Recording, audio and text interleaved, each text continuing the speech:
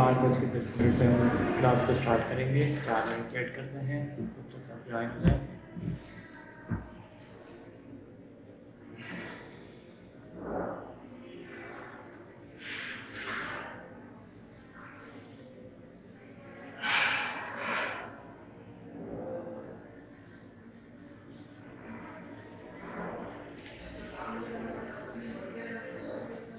जल्दी जल्दी ज्वाइन हो जाएंगे। स्टार्ट करते हैं हमारी क्लास आज की।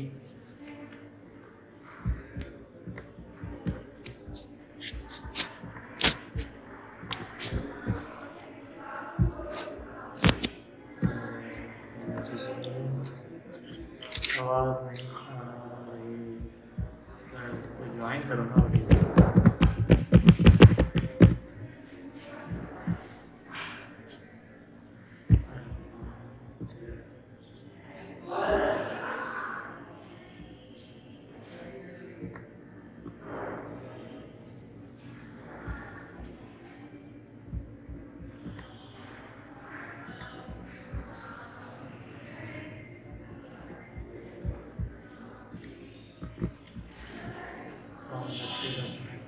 स्टार्ट करते हैं।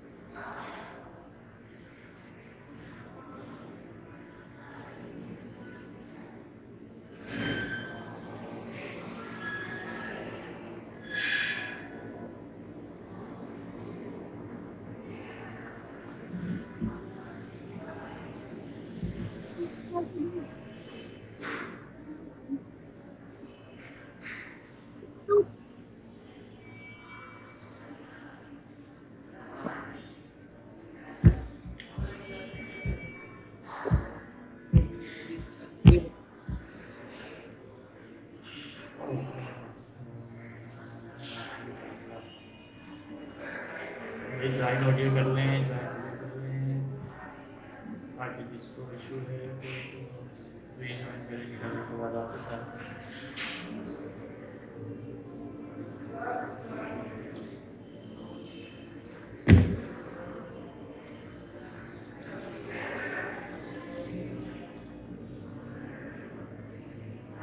एक मिनट बाद हम क्लास को स्टार्ट करते हैं।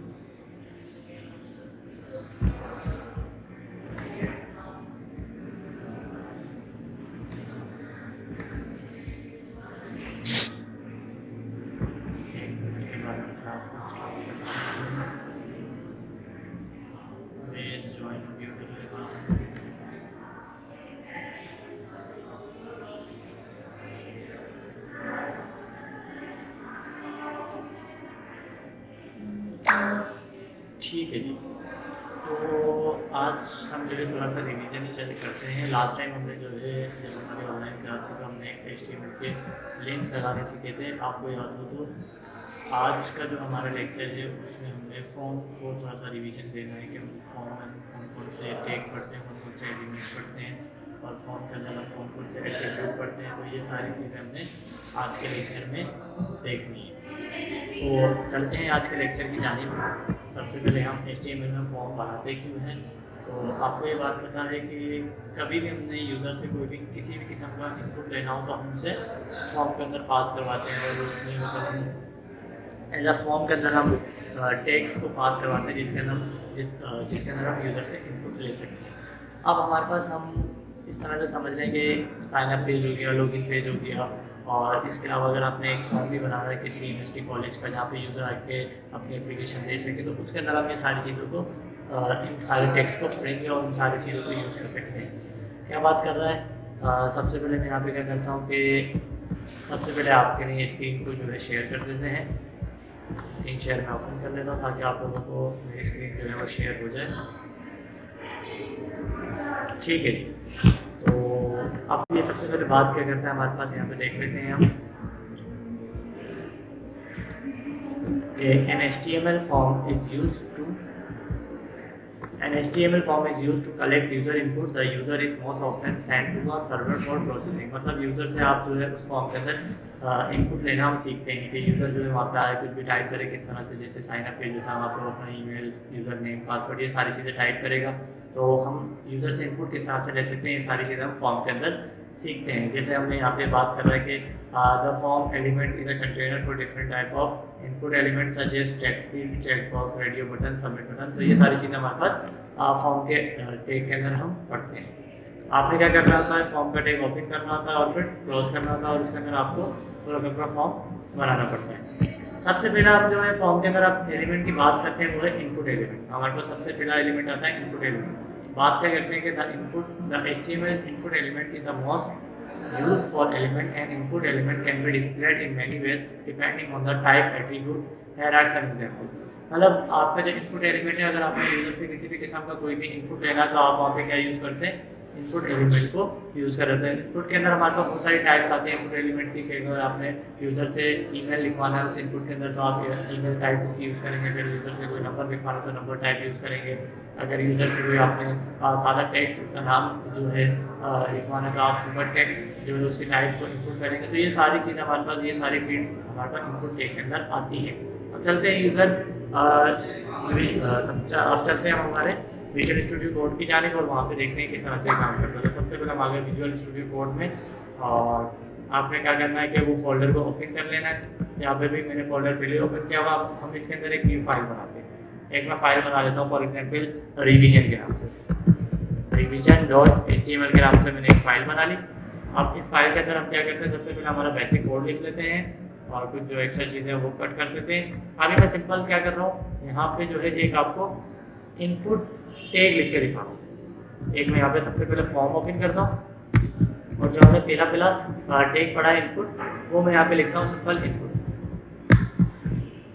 अब अभी मैंने इसके अंदर कोई भी जो है इसकी टाइप पास नहीं कर रहा है, कोई भी एट्रीब्यूट किसी भी किस्म का पास नहीं करवाया, सिंपल मैंने एक न्यू टैग लिखा इनपुट का। अब देखते हैं हमारे पास वेबसाइट में किस तरह का आपको दिखता है। तो मैं आ जाता हूँ अपने फोल्डर में, कहाँ पे बनाया था मैंने, ई के अंदर बना हुआ है, फोल्डर ऑनलाइन है और ऑनलाइन के अंदर HTML और HTML के अंदर हमने किस नाम से बनाया है, revision.html के नाम से। तो मैं इसे यहाँ पे ऑन कर लेता हूँ और देखते हैं किस तरह से हमारे पास हमें दिख रहा है।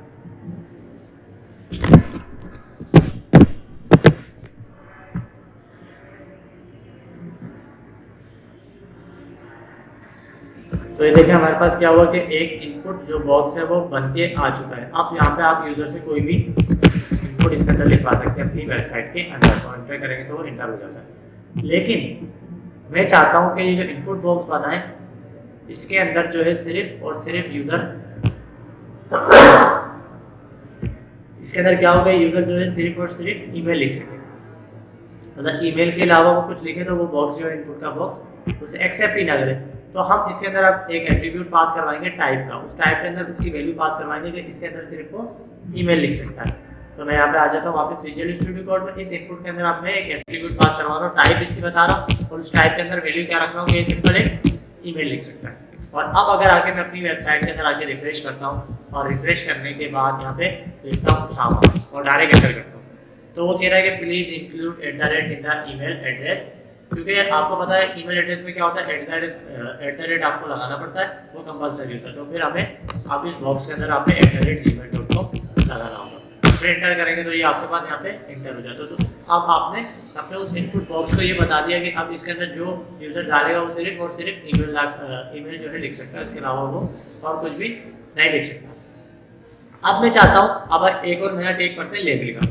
लेबल का आप क्या करता है, देखिए ये आपके पास यहाँ पे इनपुट का बॉक्स बना हुआ है और आपको पता है कि इसके अंदर यूज़र से ईमेल लेना है, लेकिन यूज़र जब आएगा तो उसे तो यहाँ पे कुछ मैसेज ही नहीं दिख रहा, उसे कुछ भी नहीं दिख रहा कि इसके अंदर जो है क्या लिखना है। तो अब यूज़र यहाँ पे परेशान है। तो अब हमने अगर यूज़र ने ईमेल लिखना है यहाँ पे, तो मुझे क्या करना पड़ेगा, मुझे यहाँ पे एक लेबल का टैग जो है लगाना पड़ेगा, जिसके अंदर हम एक मैसेज शो करवाएंगे कि इंटर योर ईमेल एड्रेस।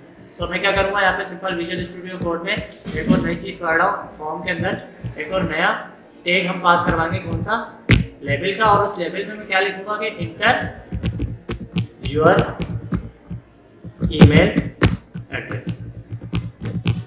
अब अगर आके मैं यहाँ पे रिफ्रेश करता हूँ तो आपको दिखेगा कि क्या हो रहा है कि अब यहाँ पे अब एक ईमेल एड्रेस आ चुका है। तो अब जब यूज़र नेक्स्ट टाइम आएगा तो उसे पता होगा कि यहाँ पे क्या लिखना है, अब ईमेल एड्रेस लिखना है।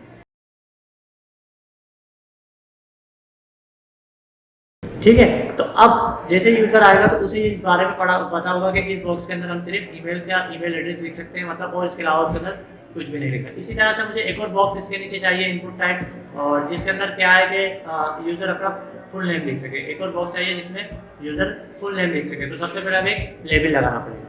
तो मैं क्या करता हूँ कि इसी के नीचे इस इनपुट ईमेल जहाँ पर हमने टैग पास किया था, इसके नीचे सबसे पहले तो 2 दफ़ा BR लगा देते हैं ताकि वो नेक्स्ट लाइन हो जाए और एक लाइन का स्पेस भी दे दे। और उसके बाद अब मैं क्या करता हूँ, यहाँ पे एक लेबल लगाता हूँ और जिसमें लिखता हूँ कि इंटर योर फुल नेम। आपको यहाँ पे अपनी वेबसाइट पे दिखेगा कि यहाँ पे एक लेबल लग चुका है इंटर योर फुल नेम के नाम से। अब मैं चाहता हूँ कि ये जो लेबल लगा अब इसके साथ वहाँ जहाँ पे वो अब यहाँ पे क्या करना है, उसे कुछ लिखना भी है। तो इसके लिए अब मुझे एक और टैग पास करवाना पड़ेगा। कौन सा? इनपुट वाला। तो मैं यहाँ पे क्या एक और टैग पास करवाऊंगा लेबल के नीचे इनपुट का।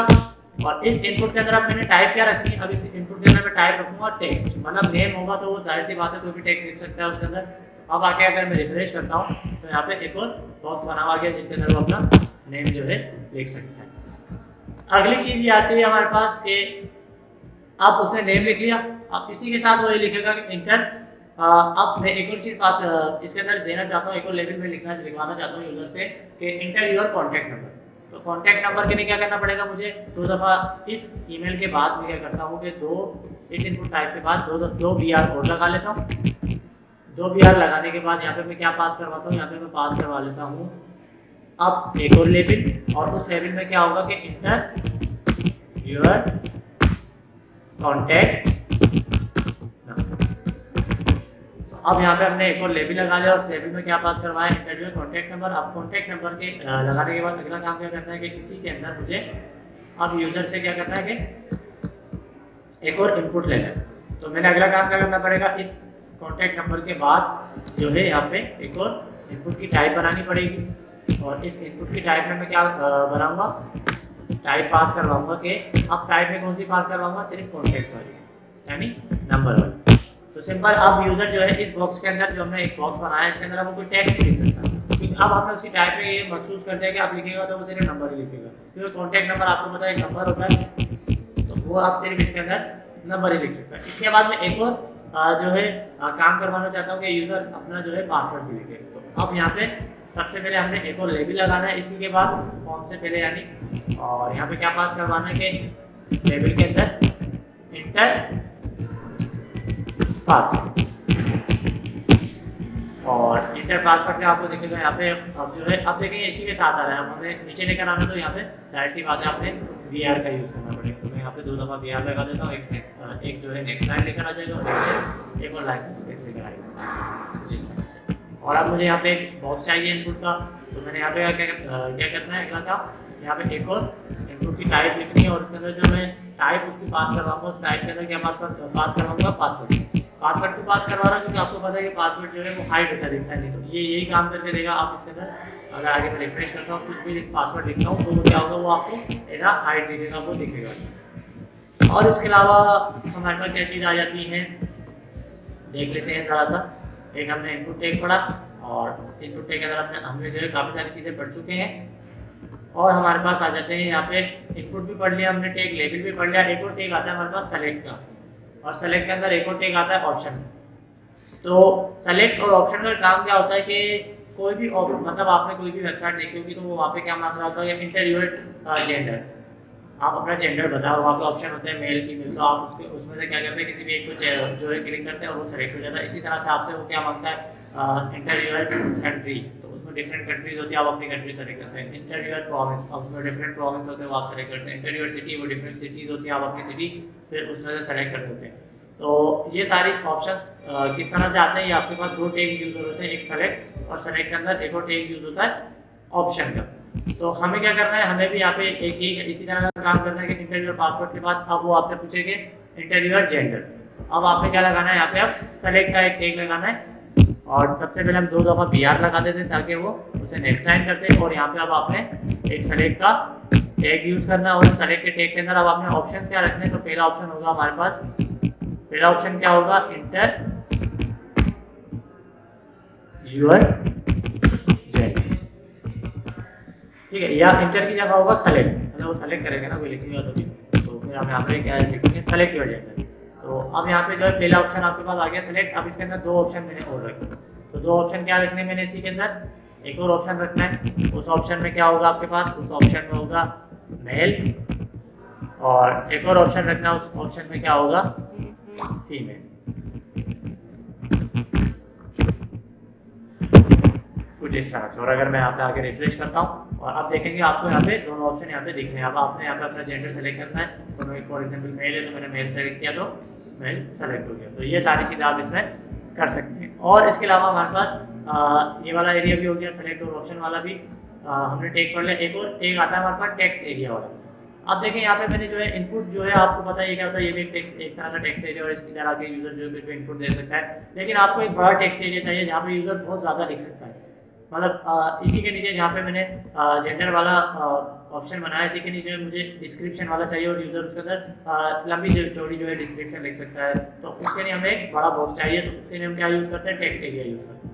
तो मैं यहाँ नीचे आता हूँ, यहाँ पे सेलेक्ट का खत्म हो रहा है और यहाँ पे 2 दफ़ा BRO लगाता ताकि जो मैं नेक्स्ट काम करूँ और नेक्स्ट लाइन में आ जाए। और यहाँ पे मैं सबसे पहले एक लेबल लगा लेता हूँ और उस लेबल में पास करवा देता हूँ इंटर डिस्क्रिप्शन।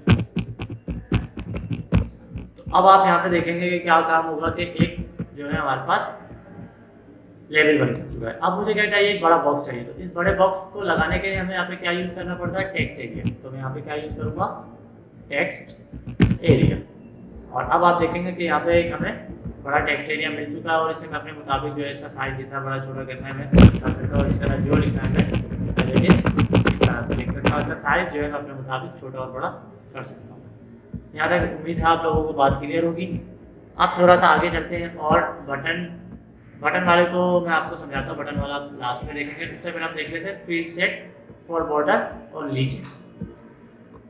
लीजेंड जो होता है वो फील्ड सेट के लिए ही यूज़ होता है। फील्ड सेट क्या टैग है कि ये आपकी वेबसाइट है और इस वेबसाइट में मैं चाहता हूँ कि ये जो inter your email, inter your password, inter your contact number, inter your full name, तो ये पूरी डिटेल क्या होगी एक बॉक्स के अंदर है। मतलब आपने देखा होगा ना कोई भी वेबसाइट आप किसी भी किस्म का फॉर्म भरते हैं तो उसके अंदर डिफरेंट पोर्शंस होते हैं। आपकी पर्सनल डिटेल का अलग होता है, एजुकेशन डिटेल्स का अलग पोर्शन होता है, आपकी क्वालिफिकेशन का अलग पोर्शन होता है। आप इस तरह से जो है आपके पास डिफरेंट पोर्शंस होते हैं। तो ये पोर्शंस किस तरह से बनते हैं, ये पोर्शन बनते हैं आपके पास यहाँ से फील्ड सेट के जरिए से। फील्ड सेट जो है आपके उन चारों तरफ बॉर्डर लगा देता है। अब मुझे एक पोर्शन चाहिए inter your email, full name, contact number, password, एक इन चार के दरमियान पोर्शन चाहिए और एक और पोर्शन चाहिए सेलेक्ट योर जेंडर और इंटर डिस्क्रिप्शन के चारों तरफ। यानी मुझे 2 पोर्शन बनाने हैं। अब पहला पोर्शन जो होगा वो पर्सनल डिटेल का होगा। तो आपने इसके लिए क्या यूज़ करना है, अपना फील्ड सेट जो यूज़ करेंगे वो कहाँ से, इंटर योर ईमेल का फील्ड सेट को इस्तेमाल करेंगे। और जो इसे क्लोज करेंगे ना, क्लोज आप इसी के साथ नहीं करेंगे। क्लोज जहाँ तक आपको वो एरिया चाहिए, एरिया कहाँ तक चाहिए, पहले वाला पासवर्ड तक चाहिए। तो पासवर्ड के बाद आके इसे हम क्या कर देंगे, क्लोज कर देंगे। अब अगर मैं यहाँ पे आके दिखाता हूँ आप लोगों को, तो एक फील्ड सेट का एरिया यहाँ पे बन चुका है, यानी इंटर योर ईमेल एड्रेस से लेके पासवर्ड तक। अगला फील्ड सेट का एरिया में कहाँ तक चाहिए, इंटर सेलेक्ट योर जेंडर से लेकर डिस्क्रिप्शन।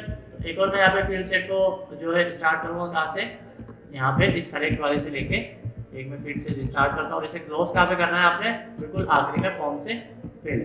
इसे क्लोज हम यहाँ पे, और आपको दिखेगा कि एक और फील्ड सेट आपकी वेबसाइट में बन चुका है। अब बात करते हैं हमारे पास बटन की, कि अच्छा बटन से पहले मैं लीजेंड की बात करता हूँ। अब ये जो आपने फील्ड सेट का एरिया बनाया ना, अब मैं चाहता हूँ ये जो ऊपर वाला अब यूजर आए तो उसमें पता चलेगा कि इस फील्ड सेट में आपने पर्सनल डिटेल जो है फिल करनी है। तो यहाँ पे एक मैसेज भी लिखा हुआ है इस फील्ड सेट एरिया के साथ पर्सनल डिटेल, और इसी तरह से इस वाले बॉक्स के साथ है एक्स्ट्रा इन्फॉर्मेशन। तो इसके लिए हमें क्या यूज़ करना होता है, इस अगर आपने फील्ड सेट के अंदर कुछ लिखना है मतलब उस फील्ड सेट के बॉर्डर के साथ, तो आपने लीजेंड का यूज़ करना पड़ता है। तो लीजेंड किस तरह से यूज़ होगा, फॉर एग्जांपल एक मुझे यहाँ पे लिखना है पर्सनल डिटेल का, तो मैं यहाँ पे फील्ड सेट एरिया मैंने कहाँ बनाया था यहाँ पे, तो यहाँ पे मैं इसका एक नया टैग जो है यूज़ करूँगा, कौन सा, लीजेंड का। और उस लीजेंड में मैंने क्या लिखना है कि पर्सनल, मतलब ये जो एरिया है ये हमारे पास क्या है, ये है पर्सनल डिटेल। और अगर आगे मैं अपनी वेबसाइट को अब रिफ्रेश करता हूँ तो आपको दिखेगा कि अब ये क्या हुआ कि ये उसी फील्ड सेट के एरिया के अंदर आ रहा है। अब जैसे यूज़र आएगा तो उसे पता लगेगा कि हाँ भाई ये जो है पर्सनल इन्फॉर्मेशन वाला एरिया है। अगर आप मुझे यहाँ पे भी इसी तरह का कुछ करना है तो इस बॉक्स में क्या एक्स्ट्रा इन्फॉर्मेशन आनी है, तो इस बॉक्स वाला एरिया जो है फील्ड सेट का कहाँ पे स्टार्ट हो रहा है, ये रहा फील्ड सेट वाला। और यहाँ पे मैंने क्या पास करवाना है, अब यहाँ पे एक और रीजन को पास करवाना है और इस रीजन में क्या आएगा, एक्स्ट्रा इन्फॉर्मेशन।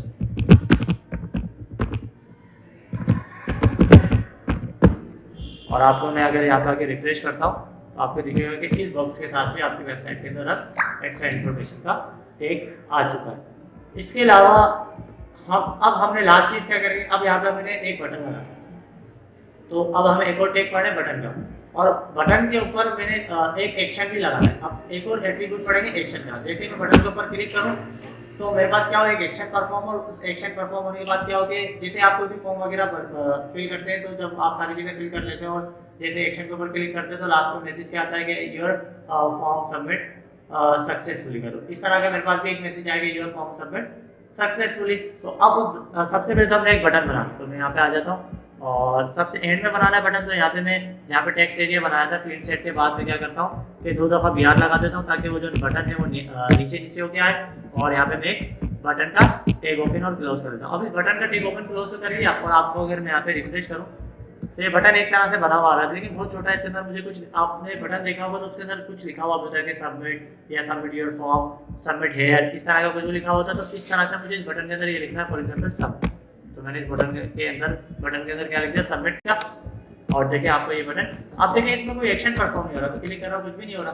तो अब मुझे इसके अंदर एक और हम जो है एक्शन परफॉर्म करवाना चाहते हैं कि वो जैसे ही आप इस सबमिट के बटन के ऊपर क्लिक करें तो एक क्या काम, एक जो है एक्शन परफॉर्म और जो है आपके पास एक न्यू पेज खुल के आया और उसमें लिखा हुआ है योर फॉर्म सबमिट सक्सेसफुली। तो फिर हमने क्या करना होगा, सबसे पहले तो एक न्यू फाइल बनानी होगी जहाँ पे आपने वो आपको जो है मैसेज लिखेंगे कि योर फॉर्म सबमिट सक्सेसफुली आला। तो मैं यहाँ पे एक न्यू फाइल बना लेता हूँ और इस न्यू फाइल का नाम दे देता हूँ फॉर एग्जाम्पल सबमिट। अच्छा सबमिट, और सॉरी इसका रीनेम करते हैं सबमिट डॉट HTML। ठीक है जी, और यहाँ पे हम हमारा बेसिक कोड लिख लेते हैं और H1 में जो है एक हेडिंग में जो है यहाँ पे जो है एक मैं सबसे पहले तो ये एक्स्ट्रा जो डिटेल्स हैं इनको रिमूव कर देता हूँ और यहाँ पे एक H1 की हेडिंग दे देता हूँ। उस हेडिंग में क्या आएगा, उस हेडिंग में आएगा कि योर फॉर्म सबमिट सक्सेसफुली।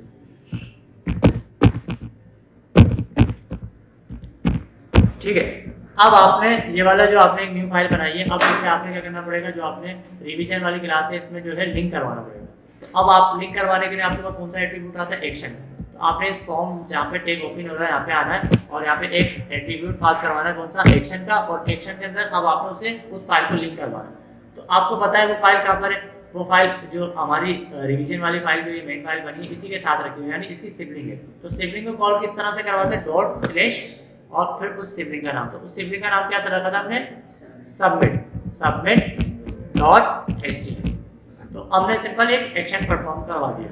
और अब अगर आगे मैं अपनी वेबसाइट को रिफ्रेश करता हूँ, यहाँ पे अपनी डिटेल लिखता हूँ, फॉर एग्जाम्पल मैंने लिख दिया usama@gmail.com और इंटर योर फुल नेम मैंने लिख दिया Usama, enter your contact number, यहाँ पे मैं कोई भी कॉन्टैक्ट नंबर लिख देता हूँ और यहाँ पे हम पासवर्ड लिख देते हैं और सेलेक्ट योर जेंडर और डिस्क्रिप्शन कुछ भी लिख सकता हूँ। और जैसे मैं सबमिट के ऊपर क्लिक करूँगा बटन के ऊपर तो मेरे पास एक मैसेज आएगा कि यूर फॉर्म सबमिट सक्सेसफुल। तो इस तरह से आप पेजेस को कनेक्ट कर सकते हैं। कोई भी लॉगिन पेज बना रहे हैं या साइन अप पेज बना रहे हो, जैसे वो साइन अप बटन के ऊपर क्लिक करें तो वो डायरेक्ट लॉगिन पेज पे आ जाए। तो ये सारे एक्शन आप इस तरह से परफॉर्म करवा सकते हैं।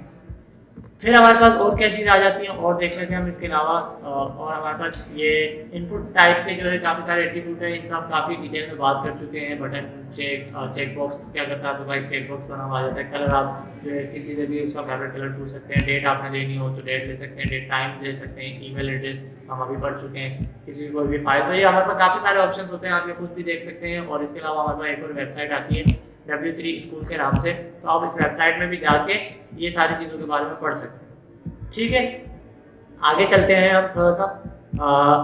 अब हमारे पास एक एट्रीब्यूट और आता है इनपुट के अंदर, read only. Read only attribute क्या काम कर रहा होता है कि फॉर एग्जांपल ये इंटर योर ईमेल वाला जो ऑप्शन है ना, अब इसके अंदर ये जो मेरा ईमेल लिखा हुआ sama@gmail.com, अब मैं चाहता हूँ कि ये क्या हो जाए, ये परमानेंट हो जाए, इसे कोई छेड़ नहीं सकता, मतलब ना इसे डिलीट कर सकता है ना इसके अंदर कुछ लिख सकता है। तो सबसे पहले मैंने क्या करना पड़ेगा, यहाँ पे इंटरव्यूअर ईमेल के अंदर वैल्यू पास करवानी पड़ेगी और उस वैल्यू के अंदर मैंने सबसे पहले तो एक ईमेल पास करवाना पड़ेगा। तो कहाँ पर है ये हमारे पास इंटरव्यूअर ईमेल, ये यहाँ पे बना हुआ है हमारे पास ईमेल की टाइप, इनपुट टाइप। तो यहाँ पे मैंने एक वैल्यू पास करवानी और उस वैल्यू में क्या पास करवाना, अपना ईमेल sama@gmail.com। अब मैंने ये पास करवा दिया और अगर आगे मैं अपनी वेबसाइट को रिफ्रेश करता हूँ तो ये मैंने यहाँ पे मेरा ईमेल लिखा हुआ आ रहा है, क्योंकि अब मैंने ऑटोमेटिकली वैल्यू पास करवा दी। लेकिन अभी क्या होगा, अभी मैं कोई भी यूजर आगे से चेंज कर सकता है, तो मैं कुछ भी लिख सकता है। मैं चाहता हूँ कि ये क्या हो जाए, ये फिक्स हो जाए, यूजर सिर्फ पढ़ सकता है, इसे चेंज नहीं कर सकता। तो फिर मैं यहाँ पे क्या एट्रीब्यूट यूज करूंगा, मेरे पास एक और इनपुट के अंदर एट्रीब्यूट आता है रीड ओनली, और यहाँ पे मैंने सिंपल कौन सा एट्रीब्यूट पास करवाना है, रीड ओनली का। अब क्या होगा, अगर मैं रिफ्रेश करता हूँ आपको देख उसी तरह का है, लेकिन अब यूजर आके यहाँ पे इधर कुछ लिख नहीं सकता, इसे सेलेक्ट करके डिलीट भी नहीं कर सकता। अब ये देखिए मैं डिलीट वाला बटन जब प्रेस कर रहा हूँ, लेकिन फिर भी क्या हो रहा है, वो इसे डिलीट नहीं कर पा रहा। तो इस तरह से आप इसको अपने बॉक्सेस को सिर्फ रीड करवा सकते हैं। और इसके अलावा हमारे पास एक और इसी जैसा तकरीबन सेम आता है डिसेबल का। सेम तो नहीं है, लेकिन काम उसी तरह से कर रहा होता है कि डिसेबल आपका जो बॉक्स है ना उसे डिसेबल ही कर देता है, वो किसी काम का ही नहीं रहता। मतलब उसके अंदर फॉर एग्जाम्पल मैं चाहता हूँ जो कॉन्टैक्ट नंबर वाला इनपुट वाला जो बॉक्स है ये डिसेबल हो जाए, ये वर्क ही ना कर पाए, ना इसके अंदर कुछ लिख पाए, ना इसके अंदर रीड भी कर पाए, बिल्कुल एक जो है ना होने के बराबर हो जाएगा, डिसेबल हो गया।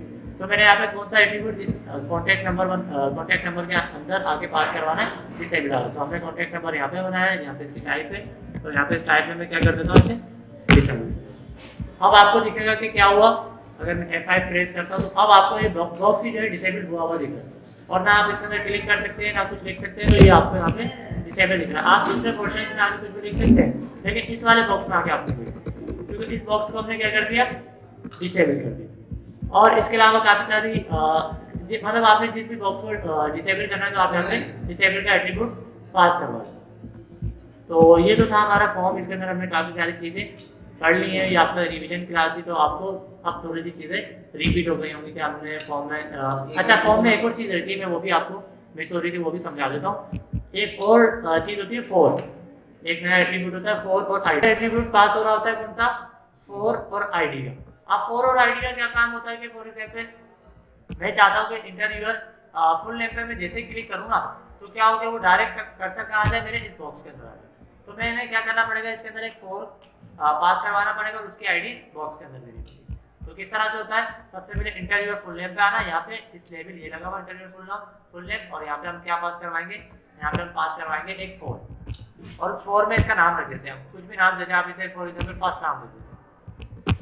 अब जो आपने जिस बॉक्स के अंदर बिलिंग करवाना है उसी के साथ वाले बॉक्स में बिलिंग करवाना है, तो वहाँ पे आप उसकी वही सेम आईडी देते हैं। आईडी क्या थी, फर्स्ट। अब अगर आगे मैं यहाँ पे रिफ्रेश करता हूँ अपनी वेबसाइट को और जैसे इंटरव्यूअर फुल नेम के ऊपर क्लिक करूँगा तो देखिए बिलिंग का आ रहा है उसी के साथ वाले बॉक्स। तो इसका काम ये होता है कि आप यहाँ पे एक फंक्शन लगाते हैं लेवल के ऊपर, और फंक्शन की आईडी आप जिसको आईडी देंगे उसके बॉक्स में बिलिंग करेगा। अगर ये आईडी मैं पासवर्ड वाले को दे दूँ ना तो मैं क्लिक यहाँ पे इंटरव्यूअर फुल नेम पे करूँगा, वो बिलिंग पासवर्ड वाले पोर्शन में करेगा। किस तरह से, ये जो आईडी मैंने इसी के साथ वाले को दी है ना, इसके साथ वाले से मैं आईडी हटा देता हूँ और ये आईडी में क्या करता हूँ, पासवर्ड वाले को इसकी आईडी दे देता हूँ, सेम काम नहीं करेगा। और अगर आगे मैं रिफ्रेश करता हूँ और जैसे ही मैं इंटरव्यूअर फुल नेम के ऊपर क्लिक करूँगा तो डायरेक्ट पासवर्ड वाले को चला जाएगा, क्योंकि आप आईडी आपने उसकी पासवर्ड वाले को दे चुके हैं। तो ये था हमारा फॉर्म, जिसे हमने फॉर्म की जो क्लास बड़ी मेन क्लास थी जिसे हमने रिवीजन आज कंप्लीट कर लिया।